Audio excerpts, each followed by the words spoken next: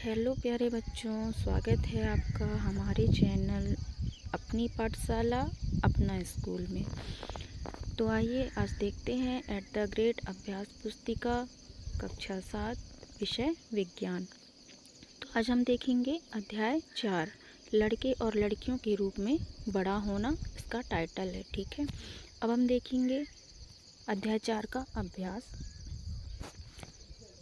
प्रश्न पहला है, 1960 के दशक में लड़कियों के स्कूल में होते थे। 1960 के दशक में लड़कियों के स्कूल में क्या होते थे उसके बारे में हम देखेंगे। इसमें ऑप्शन दिया है। ऑप्शन ए, स्कूल के बाहर खेल का मैदान होना। बी, स्कूल के बीचों बीच एक आंगन होना। ऑप्शन सी, एक ही कमरे का स्कूल होना। ऑप्शन डी, किसी प्रकार का खेल का मैदान ना होना। तो इसका ऑप्शन सही है वह है ऑप्शन बी, स्कूल के बीचों बीच एक आंगन होना, है ना। आगे देखेंगे, अगला क्वेश्चन है, प्रश्न क्रमांक दूसरा है,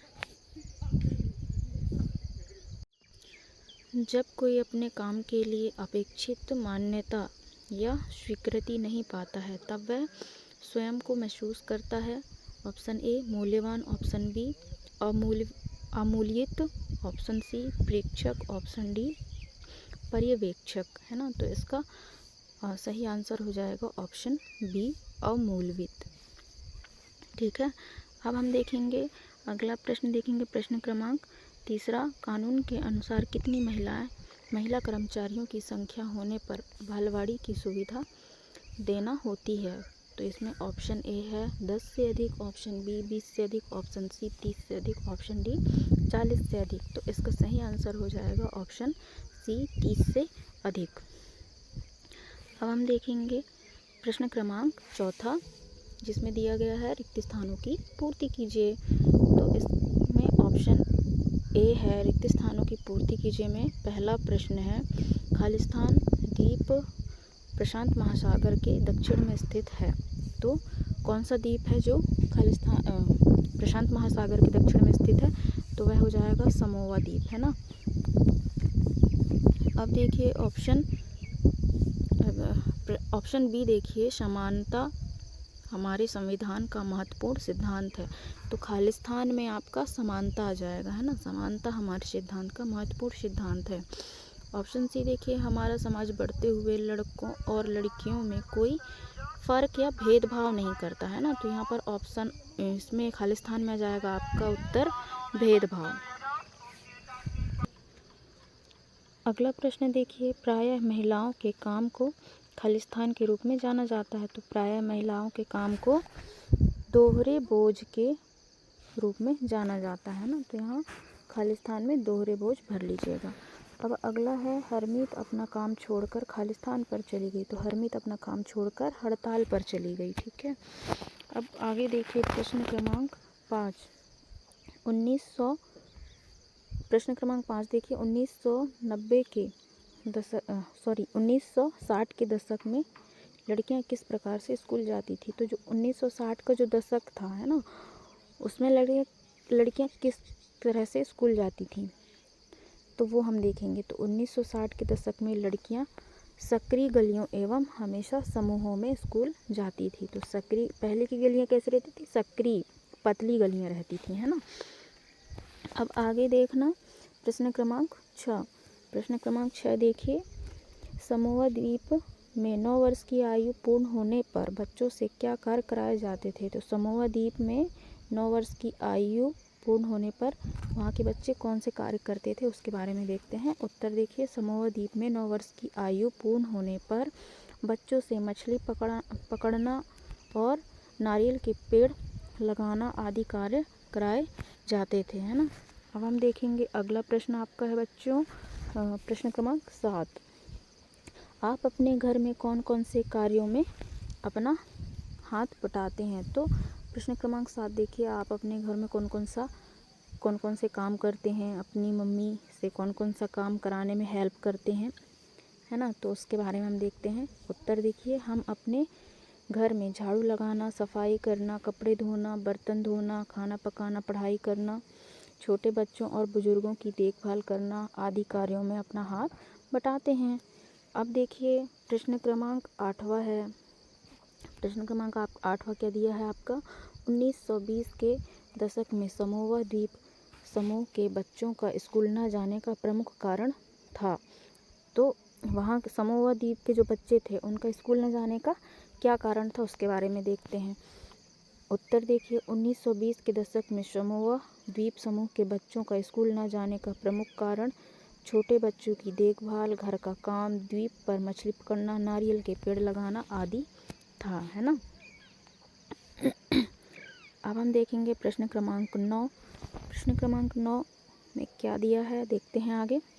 1960 के दशक में लड़के एवं लड़कियों के स्कूलों में क्या भिन्नताएं थी, है ना। लड़के एवं लड़कियों के स्कूल में क्या क्या अलग अलग चीज़ें थी वो देखेंगे हम। तो इसका उत्तर देखिए 1960 के दशक में लड़के और लड़कियां अलग अलग स्कूलों में जाते थे। लड़कियों के स्कूल लड़कों के स्कूल से बिल्कुल अलग ढंग से बनाए जाते थे। उनके स्कूल के बीच में एक आंगन होता था। लड़कों के स्कूल में ऐसा कोई आंगन नहीं होता था, बल्कि उनके खेलने का मैदान बस एक बड़ा सा खुला स्थान होता था। ठीक है। अब देखेंगे हम प्रश्न क्रमांक 10वां। प्रश्न क्रमांक 10वां देखिए, घर पर काम करने वाली महिलाओं का कार्य पुरुषों के कार्य से कम क्यों समझा जाता है। जो महिलाएं घर पे रहकर काम करती हैं ना, और जो आदमी घर से बाहर जाते हैं ना, तो उनके और महिलाओं के काम में अंतर समझा जाता था, है ना। जो घर में महिलाएं काम करती है उनको कम समझा जाता है। तो हम देखते हैं इसका उत्तर।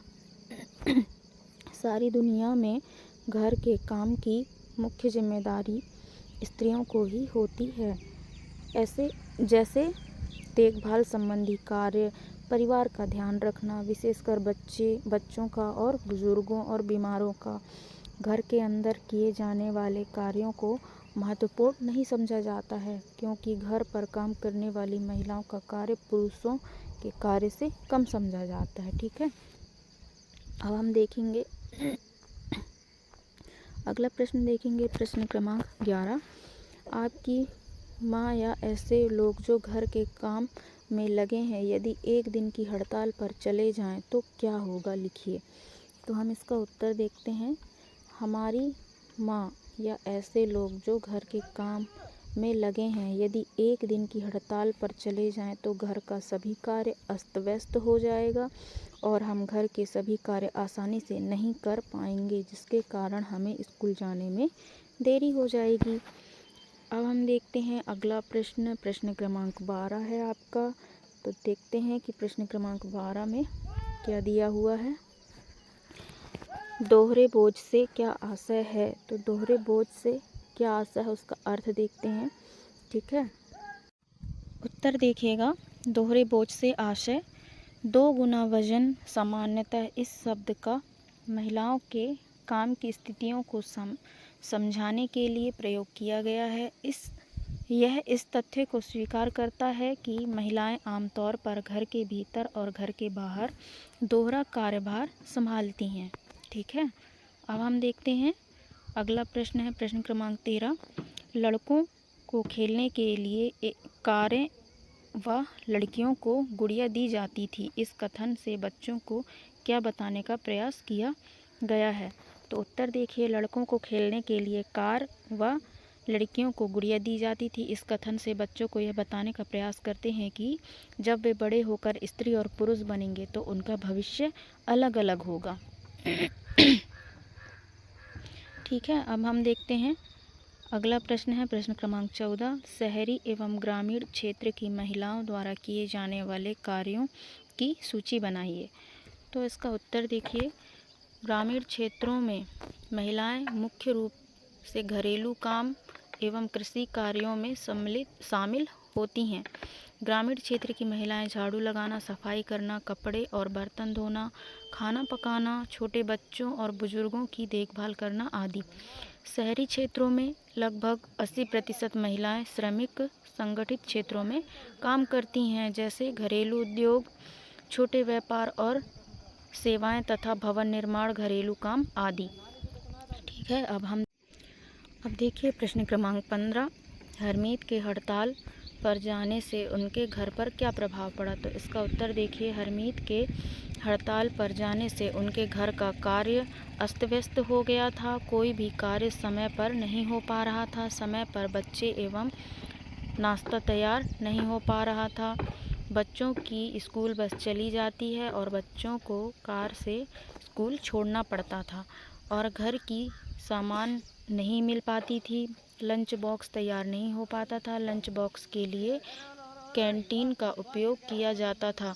इस प्रकार हरमीत के हड़ताल पर जाने से उनके घर पर प्रभाव पड़ा। तो ये आपका यह अध्याय कंप्लीट हो चुका है। ठीक है, अब हम देखेंगे